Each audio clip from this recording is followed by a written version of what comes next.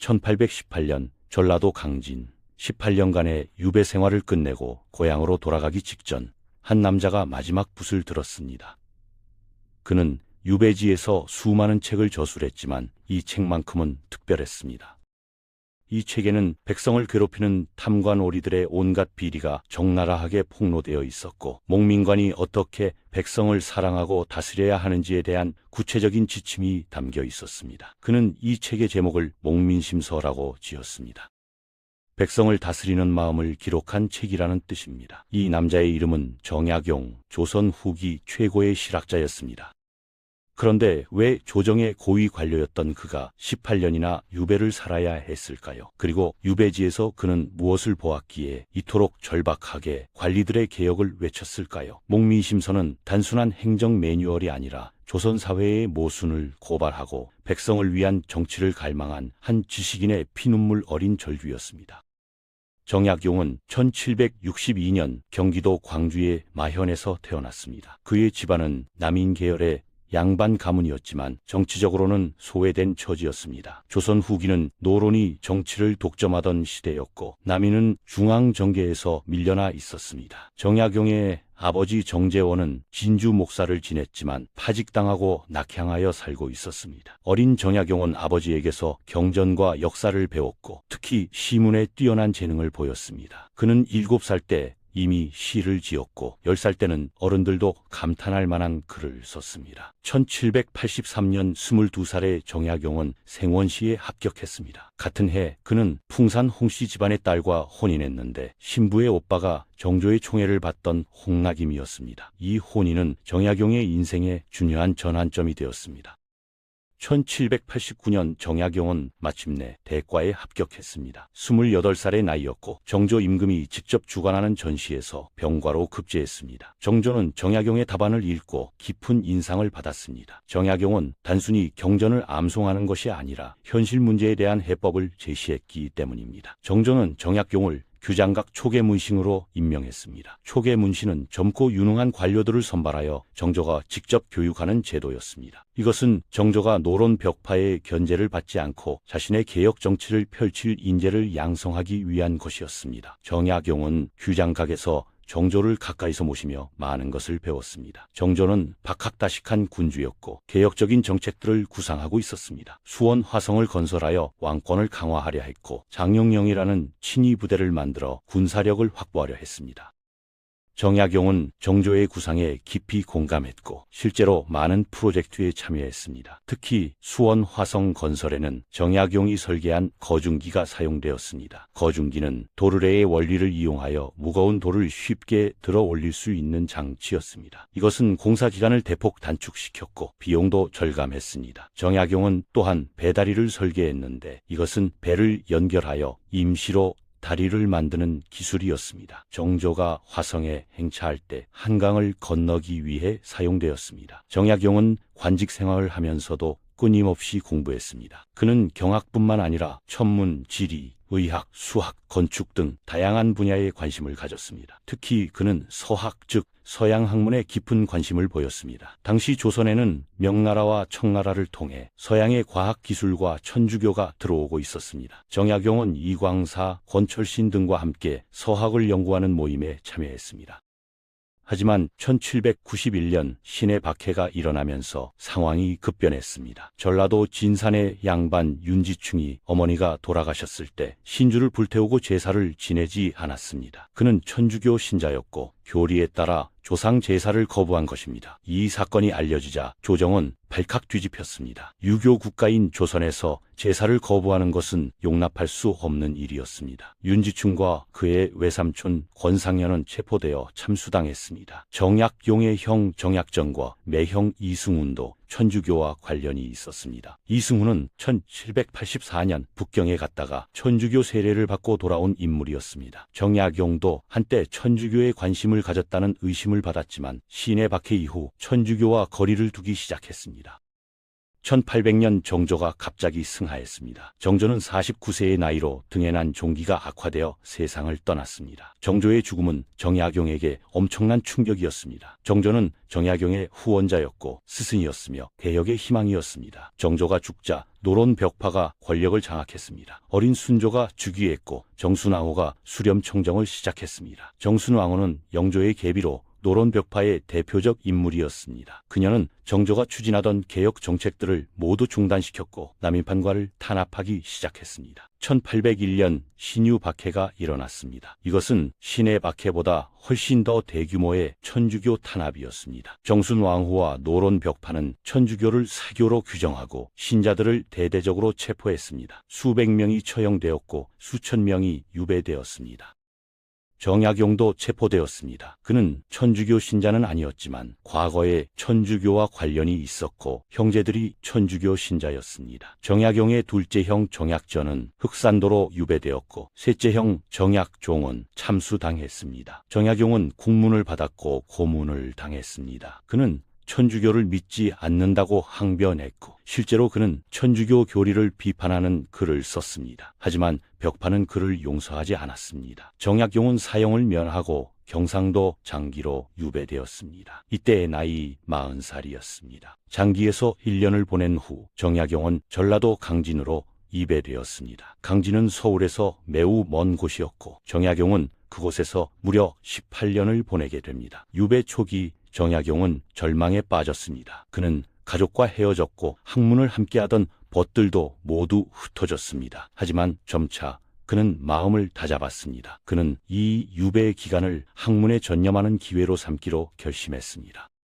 강진에서 정약용은 엄청난 양의 저수를 남겼습니다. 그는 경학, 역사, 지리, 과학, 의학, 문학 등 거의 모든 분야에 걸쳐 500여 권의 책을 저술했습니다. 경세유표는 조선의 통치제도 전반을 개혁하는 방안을 제시한 책이고 흠흠신서는 형법과 재판제도를 다룬 법률서입니다. 목민심서는 이 시기에 완성된 책으로 1818년 유배가 풀리기 직전에 탈고되었습니다. 정약용이 목민심서를 쓰게 된 동기는 분명했습니다. 그는 유배지에서 백성들의 고통을 직접 목격했습니다. 탐관오리들의 수탈, 불공정한 세금 징수, 부정부패가 만연했고 백성들은 도탄에 빠져 있었습니다. 정약용은 이런 상황을 바꾸려면 관리들이 변해야 한다고 생각했습니다. 좋은 제도도 중요하지만 그것을 운영하는 사람이 더 중요하다는 것이 그의 생각이었습니다. 목민심서는 전체 12편으로 구성되어 있고 각 편은 다시 6조로 나뉘어 총 72조로 이루어져 있습니다. 12편의 제목은 부임, 율기, 봉공, 애민, 이전, 호전, 예전, 병전, 형전, 진황, 해관입니다. 이것은 목민관이 부임해서 떠날 때까지 거쳐야 할 모든 과정과 수행해야 할 모든 업무를 망라한 것입니다. 정약용은 각 조항마다 구체적인 지침을 제시했고 역사적 사례들을 들어 설명했습니다. 좋은 목민관의 사례는 본받아야 할 모범으로, 나쁜 목민관의 사례는 경계해야 할 반면교사로 제시했습니다. 목민심서의 특징은 극도로 실용적이고 구체적이라는 점입니다. 추상적인 도덕론이 아니라 실제로 어떻게 행동해야 하는지를 상세히 알려줍니다. 부임편은 목민관이 새로운 직책을 맡고 부임하는 과정을 다룹니다. 정약용은 부임 자체가 이미 중요한 시험이라고 말합니다. 부임 과정에서 목민관의 인품과 자세가 드러나기 때문입니다. 사직에서는 임명을 받았을 때 자신이 그 직책을 감당할 수 있는지 신중히 생각하라고 말합니다. 자신의 능력이 부족하다고 판단되면 사양해야 하고 부정한 방법으로 얻은 자리라면 절대 받아서는 안 됩니다. 당시 조선에서는 뇌문을 주고 관직을 얻는 일이 흔했습니다. 정약용은 이것을 강력히 비판하며 깨끗하게 임명받은 자리가 아니면 거절하라고 말합니다. 계행에서는 부임길을 떠날 때 과도한 수행원을 데려가거나 사치스러운 행차를 하면 백성들에게 부담을 준다고 경고합니다. 간소하게 떠나되 필요한 준비는 철저히 해야 합니다. 상관에서는 상급 관청에 들러 인사할 때 적절한 예의를 갖추되 아첨하지 말라고 당부하며 상관에게 뇌물을 바치는 것은 절대 해서는 안 된다고 강조합니다. 초사에서는 관아에 처음 도착하여 업무를 시작하는 과정을 설명합니다. 정약용은 첫날이 매우 중요하다고 강조합니다. 목민관이 처음 관아에 도착하면 아전들과 백성들이 모두 지켜봅니다. 이때 목민관의 태도가 앞으로의 통치를 결정짓습니다. 정약용은 엄숙하되 위압적이지 않아야 하고 친절하되 나약해 보여서는 안 된다고 말합니다. 제가에서는 가족을 다스리는 것의 중요성을 강조합니다. 목민관의 가족들이 권세를 부리거나 뇌물을 받으면 목민관의 권위가 무너집니다. 따라서 가족들을 엄격히 단속해야 합니다. 특히 부인과 자녀들이 청탁을 받거나 이권에 개입하지 못하도록 해야 합니다. 귀주에서는 고향 사람들을 대하는 태도를 다룹니다. 목민관이 부임한 곳이 자신의 고향이거나 친척이 사는 곳일 수 있는데 이때 고향 사람이나 친척을 특별히 대우하면 공정성이 무너집니다. 정약용은 오히려 고향 사람에게 더 엄격해야 한다고 말합니다. 율기편은 목민관 자신을 다스리는 방법을 다룹니다. 율기는 자기 수양을 의미하는데 정약용은 이것이 가장 중요하다고 강조합니다. 목민관 자신이 바르지 않으면 아무리 좋은 정책도 소용없기 때문입니다. 청심에서는 마음을 맑게 하라고 말합니다. 정약용은 목민관이 욕심을 버려야 한다고 강조하며 권력욕, 명예욕, 명예욕, 재물욕을 경계하고 오직 백성을 위하는 마음만 가져야 한다고 말합니다. 돈을 탐하는 마음, 색을 탐하는 마음, 승진하려는 마음, 명성을 얻으려는 마음 모두 위험합니다. 이런 욕심이 생기면 판단이 흐려지고 백성보다 자신의 이익을 먼저 생각하게 됩니다. 청신에서는 몸가짐을 맑게 하라고 말합니다. 목민관은 항상 단정한 옷차림을 하고 절도 있게 행동해야 하며 술을 과하게 마시거나 여색에 빠지는 것은 절대 금물입니다. 제용에서는 용모를 단속하는 것을 다룹니다. 목민관이 관복을 입고 공모를 볼 때는 위엄이 있어야 하지만 사적인 자리에서는 친근해야 합니다. 표정과 몸가짐으로 자신의 감정을 적절히 표현하되 과도해서는 안 됩니다. 절언에서는 말을 삼가는 것의 중요성을 강조합니다. 정약용은 목민관이 말을 조심해야 한다고 강조합니다. 한번 내뱉은 말은 주워 담을 수 없고 말 한마디가 백성의 생사를 결정할 수 있기 때문입니다. 특히 화가 났을 때 함부로 말하거나 술에 취해 막말하는 것을 경계해야 합니다. 체휴에서는 휴식을 절제하는 것을 말합니다. 목민관도 휴식이 필요하지만 업무를 소홀히 해서는 안 되며 일과 휴식의 균형을 잘 맞춰야 합니다. 독서에서는 목민관이 끊임없이 공부해야 한다고 말합니다. 경전을 읽어 도리를 깨닫고 역사를 읽어 교훈을 얻으며 법률서를 읽어 제도를 이해해야 합니다. 봉공편은 공무를 받드는 태도를 다룹니다. 봉공은 국가에 충성하고 상관을 섬기며 공무를 성실히 수행하는 것을 의미합니다. 승령에서는 상급 관청에서 명령이 내려오면 신속하고 정확하게 시행해야 한다고 말합니다. 하지만 명령이 부당하다면 정중하게 이의를 제기할 수도 있습니다. 정약용은 맹목적인 복종보다 옳고 그름을 판단하는 지혜가 필요하다고 말합니다. 사대에서는 상관을 섬기는 것을 다루는데 상관에게 예의를 갖추되 아첨하지 말라고 당부합니다. 상관의 비위를 맞추기 위해 뇌물을 바치거나 거짓 보고를 하는 것은 잘못입니다. 교빙에서는 동료들과 사귀는 것을 다룹니다. 같은 지역의 다른 고을 수령들이나 같은 직급의 관리들과 좋은 관계를 유지하는 것이 중요하지만 파벌을 만들거나 사적인 이익을 위해 결탁해서는 안 됩니다. 거공에서는 공무를 처리할 때 신속하고 공정해야 한다고 말합니다. 백성의 민원이 들어오면 즉시 처리하고 재판은 공정하게 해야 합니다. 애민편은 백성을 사랑하는 방법을 다루며 이것은 목민심서의 핵심 주제입니다. 정약용이 가장 강조하는 덕목이 바로 애민입니다. 목민관의 존재 이유는 백성을 위하는 것이기 때문입니다. 국민에서는 백성을 국률이 여기라고 말합니다. 정약용은 목민관이 백성의 고통을 자신의 고통처럼 느껴야 한다고 강조합니다. 백성이 배고프면 함께 배고파하고 백성이 추우면 함께 추워해야 합니다. 이런 공감 능력이 있어야 진정으로 백성을 위하는 정책을 펼 수 있습니다. 정약용은 목민관이 직접 마을을 돌아다니며 백성의 삶을 살펴야 한다고 권합니다. 관아에만 앉아 있으면 백성의 실상을 알 수 없습니다. 애노에서는 노인을 사랑하라고 말합니다. 유교 사회에서 노인 공경은 매우 중요한 덕목이며 목민관이 노인들을 특별히 돌봐야 합니다. 자유에서는 어린이를 사랑하라고 말합니다. 어린이는 나라의 미래이므로 잘 보살펴야 하며 고아나 버려진 아이들을 구제하고 가난한 집 아이들이 교육받을 수 있도록 도와야 합니다. 진궁에서는 가난한 사람을 구제하라고 말합니다. 정약용은 목민관이 가난한 백성을 적극적으로 도와야 한다고 강조하며 흉년이 들면 곡식을 나눠주고 추운 겨울에는 옷을 제공해야 한다고 말합니다. 관질에서는 질병을 돌보라고 합니다. 전염병이 돌면 신속히 대응하고 약을 나눠주며 의사를 보내야 합니다. 구제에서는 재난을 구제하라고 말합니다. 홍수, 화재 등 재난이 발생하면 목민관이 앞장서서 구호 활동을 해야 합니다. 이전편은 인사행정을 다룹니다. 이전은 관리를 임명하고 관리하는 업무입니다. 목민관 혼자서 모든 일을 할 수 없기 때문에 능력 있는 부하들이 필요합니다. 정약용은 인사가 매우 중요하다고 강조합니다. 좋은 사람을 뽑으면 일이 잘 되지만 나쁜 사람을 쓰면 모든 것이 망가지기 때문입니다. 거관에서는 사람을 뽑을 때 실력과 인품을 모두 봐야 한다고 말합니다. 능력만 있고 인품이 나쁘면 권력을 남용할 것이고 인품만 좋고 능력이 없으면 일을 제대로 못합니다.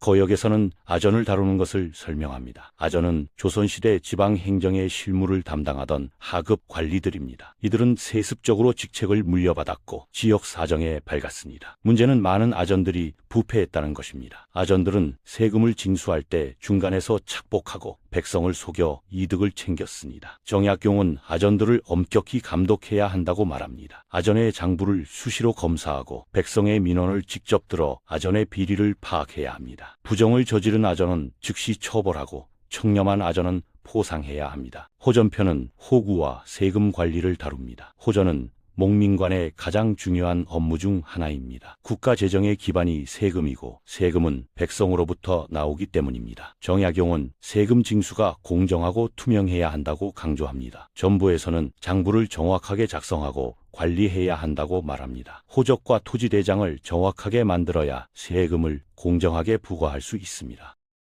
부역에서는 세금을 각자의 능력에 따라 공정하게 부과해야 한다고 말합니다. 부자에게는 많이, 가난한 사람에게는 적게 매겨야 하며 흉년이 들거나 재난을 당한 사람에게는 세금을 감면해 주어야 합니다. 정액에서는 법으로 정해진 세금 외에 추가로 징수해서는 안 된다고 강조합니다. 당시 많은 관리들이 법정 세금 외에 각종 명목으로 돈을 더 걷었는데 이것을 잡세라고 하며 백성의 부담을 크게 늘렸습니다. 정약용은 잡세를 엄격히 금지하라고 말합니다. 예전편은 예의와 의례를 다룹니다. 예전은 관원상제 같은 의례를 관리하고 향교와 사당을 관리하는 업무입니다. 유교 사회에서 예는 매우 중요합니다. 정약용은 목민관이 예를 잘 지켜야 백성도 예를 배운다고 말합니다. 교육에서는 향교를 적극 지원하여 인재를 양성해야 한다고 말합니다. 좋은 스승을 초빙하고 학생들을 장려하며 공부할 환경을 만들어줘야 합니다. 병전편은 군사 업무를 다룹니다. 병전은 군대를 관리하고 국방을 담당하는 업무입니다. 조선시대 지방수령은 행정뿐만 아니라 군사지휘관 역할도 했습니다. 보졸에서는 군사들을 잘 대우해야 한다고 말합니다. 군사들은 나라를 지키는 사람들인데 당시 대우가 매우 열악했습니다. 군포를 면제받기 위해 뇌물을 주는 경우가 많았고 실제로 군역을 지는 사람들은 가난한 백성들이었습니다. 정약용은 이런 불공정을 바로잡아야 한다고 주장합니다. 간기에서는 관아의 무기고를 잘 관리하여 무기가 녹슬거나 없어지지 않도록 해야 한다고 말합니다. 형전편은 형벌과 재판을 다룹니다. 형전은 목민관이 가장 신중해야 하는 업무입니다. 사람의 생사가 달린 문제이기 때문입니다. 정약용은 형벌을 신중하게 사용하라고 강조합니다. 신형에서는 형벌이 최후의 수단이어야 한다고 말합니다. 교화로 먼저 백성을 이끌고 그래도 안 되면 형벌을 사용해야 합니다. 또한 형벌은 법에 따라 공정하게 집행해야 합니다. 권력자나 부자라고 봐주거나 가난하고 약한 사람에게 더 가혹하게 해서는 안 됩니다. 신옥에서는 감옥을 신중히 관리하라고 말합니다. 죄인을 가두되 인간적으로 대우해야 합니다. 감옥이 더럽거나 음식이 형편없으면 죄인이 병들거나 죽을 수 있습니다. 정약용은 목민관이 자주 감옥을 방문하여 죄인의 상태를 확인하라고 말합니다. 무장에서는 매질을 경계하라고 말합니다. 조선시대에는 태형이 일반적인 형벌이었는데 너무 가혹하게 때리면 사람이 죽을 수 있었습니다. 정약용은 매질을 최소화하고 불가피한 경우에도 적절한 수준을 유지하라고 말합니다. 공전편은 공사와 건축을 다룹니다. 공전은 도로, 다리, 관청 건물 등을 짓고 관리하는 업무입니다. 정약용은 공사를 할 때 백성의 부담을 최소화해야 한다고 강조합니다. 정시에서는 농번기에 공사를 하면 농사를 망치므로 농한기에 해야 한다고 말합니다. 또한 급하지 않은 공사는 미루고 꼭 필요한 것만 해야 합니다. 도축에서는 도로를 만들고 제방을 쌓으며 수로를 정비하는 일이 백성에게 유익하므로 적극적으로 추진해야 하지만 무리하게 해서는 안 된다고 말합니다. 조령에서는 공사를 하되 낭비하지 말고 검소하게 해야 한다고 강조합니다. 제염에서는 공사에서 비리가 생기기 쉬운데 엄격히 감독하여 중간에서 착복하지 못하도록 해야 한다고 말합니다. 진왕편은 재난 구제를 다룹니다. 진왕은 흉년이나 재난이 발생했을 때 백성을 구제하는 업무로 목민관의 가장 중요한 책임 중 하나입니다. 비왕에서는 풍년이 들었을 때 곡식을 저장해 두었다가 흉년에 나눠줘야 한다고 말합니다. 사창제도를 잘 운영하여 비상식량을 확보해야 합니다. 권분에서는 부자들에게 가난한 사람들을 도우라고 권유하고 곡식을 내놓게 하여 나눠줘야 한다고 말합니다. 계실에서는 재난이 발생하면 직접 현장에 가서 피해 상황을 파악해야 한다고 강조합니다. 보고만 받고 앉아 있으면 실상을 모릅니다. 시시에서는 재난 구호는 신속해야 한다고 말합니다. 백성이 굶주리고 있는데 구호가 늦으면 사람이 죽습니다. 즉시 식량을 나눠주고 의료 지원을 해야 합니다. 해관편은 관직을 떠나는 과정을 다룹니다. 해관은 임기가 끝나거나 다른 곳으로 전근 가게 될 때 어떻게 마무리해야 하는지를 설명합니다. 정약용은 떠날 때의 자세도 부임할 때만큼 중요하다고 말합니다. 고유에서는 떠나기 전에 백성들에게 고별 인사를 해야 한다고 말합니다. 자신이 부족했던 점을 사과하고 백성들의 양해를 구해야 합니다. 일리에서는 후임자에게 업무를 제대로 인계해야 한다고 말합니다. 장부를 정리하고 현안을 설명하며 지역의 특성을 알려줘야 합니다. 대거에서는 떠날 때 선물이나 전별금을 받지 말라고 당부합니다. 백성들이 감사의 표시로 주는 것이라도 받으면 안 됩니다. 그것은 결국 백성의 부담이 되기 때문입니다. 유해에서는 떠난 후에도 그 고을을 사랑하는 마음을 잃지 말라고 말합니다. 한번 다스렸던 곳은 평생 마음에 두고 그곳 백성들의 안위를 걱정해야 합니다. 목민심서가 완성된 1818년 정약용은 57세였습니다. 그는 18년의 유배 생활을 마치고 고향으로 돌아갈 수 있었습니다. 하지만 그가 돌아간 세상은 이미 변해 있었습니다. 정조시대의 개혁 분위기는 사라졌고 세로 정치가 판을 치고 있었습니다. 안동 김씨와 풍양 조씨 같은 외척 가문이 권력을 독점했고 매관매직이 성행했습니다. 정약용이 목민심서에서 비판했던 모든 폐단이 더욱 심해지고 있었습니다. 정약용은 목민심서를 출간하지 않았습니다. 당시 정치 상황에서 이 책을 공개하는 것은 위험했습니다. 목민심서는 당대 관리들의 부패를 신랄하게 비판하고 있었고 이것이 알려지면 정약용은 다시 화를 입을 수 있었습니다. 그는 이 책을 자신의 서재에 보관하고 아들들에게만 보여주었습니다. 정약용은 언젠가 이 책이 빛을 볼 날이 오기를 기대했습니다. 정약용은 1836년 75세의 나이로 세상을 떠났습니다. 그가 죽은 후에도 목민심서는 오랫동안 세상에 알려지지 않았습니다. 정약용의 후손들이 집안에서 소중히 보관하고 있었지만 공개하지는 않았습니다. 19세기 후반 조선 사회는 더욱 혼란스러워졌습니다. 흥선대원군의 쇄국정책, 일본의 침략, 갑신정병, 동학농민운동 등 격변이 이어졌습니다. 목민심서가 세상에 알려진 것은 20세기 초였습니다. 한말 개화파 지식인들이 정약용의 저수를 재발견하면서 목민심서도 주목받기 시작했습니다. 일제강점기에 조선학 운동이 일어나면서 정약용은 조선 실학의 대표 학자로 재평가되었습니다. 목민심서는 1930년대에 처음 활자화되어 출판되었습니다. 목민심서는 출판되자마자 큰 반향을 일으켰습니다. 식민지 조선의 지식인들은 목민심서에서 민족의 자긍심을 발견했습니다. 조선에도 이토록 체계적이고 실용적인 행정학 저서가 있었다는 것이 자랑스러웠습니다. 또한 목민심서가 강조하는 애민사상은 민족주의 운동에 영감을 주었습니다. 해방 후 목민심서는 더욱 널리 읽히게 되었습니다. 새로운 국가를 건설하는 과정에서 공직자 윤리가 중요한 화두가 되었고 목민심서는 공무원 교육의 교재로 사용되었습니다. 1960년대 이후 목민심서는 여러 차례 번역되고 해설서가 출판되면서 대중적인 고전이 되었습니다. 목민심서가 현대사회에 주는 교훈은 여전히 유효합니다. 공직자의 청렴성, 공정한 세금 징수, 백성을 위하는 정치는 오늘날에도 중요한 가치입니다.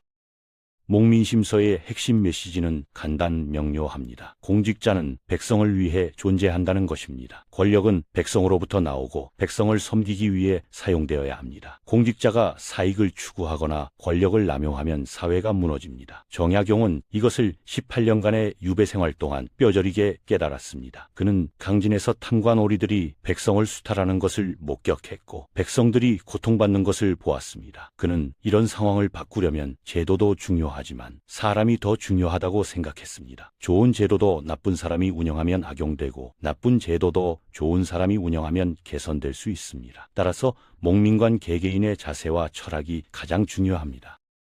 정약용이 목민심서에서 강조한 또 하나의 중요한 원칙은 실천입니다. 목민심서는 추상적인 이론서가 아니라 실용적인 지침서입니다. 정약용은 어떻게 해야 하는지를 구체적으로 설명했습니다. 예를 들어 세금을 징수할 때 어떤 절차를 밟아야 하는지, 장부를 어떻게 관리해야 하는지, 아전의 비리를 어떻게 감독해야 하는지를 상세히 알려줍니다. 이런 실용성 때문에 목민심서는 단순한 고전이 아니라 실제로 활용할 수 있는 매뉴얼이 되었습니다. 정약용은 또한 역사적 사례를 풍부하게 인용했습니다. 중국과 조선의 역사에서 좋은 목민관과 나쁜 목민관의 사례를 들어 교훈을 제시했습니다. 독자들은 이 사례들을 통해 구체적으로 무엇을 해야 하고 무엇을 하지 말아야 하는지를 배울 수 있었습니다.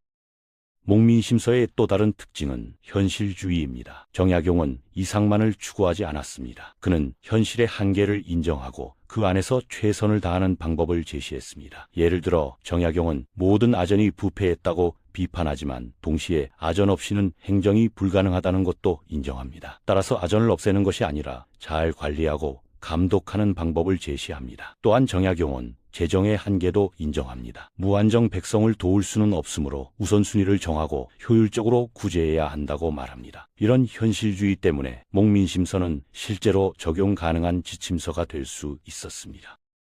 정약용의 목민심서는 21세기 오늘날에도 여전히 읽히고 있습니다. 한국의 공무원 교육원에서는 목민심서를 교재로 사용하며 기업에서도 리더십 교육에 목민심서를 활용합니다. 목민심서가 다루는 주제인 청렴, 공정, 책임, 섬김의 리더십은 시대를 초월하는 보편적 가치이기 때문입니다. 물론 목민심서의 모든 내용을 현대사회에 그대로 적용할 수는 없습니다. 조선시대와 현대사회는 정치체제도 다르고 행정 시스템도 다릅니다. 하지만 목민심서의 정신, 공직자는 백성을 위해 존재한다는 원칙은 여전히 유효합니다. 정약용이 18년의 유배 생활 동안 온 마음을 다해 쓴 이 책은 백성을 사랑하는 한 지식인의 간절한 소망이 담긴 불멸의 고전으로 남아 있습니다. 이것이 바로 정약용의 목민심서가 전하는 메시지입니다.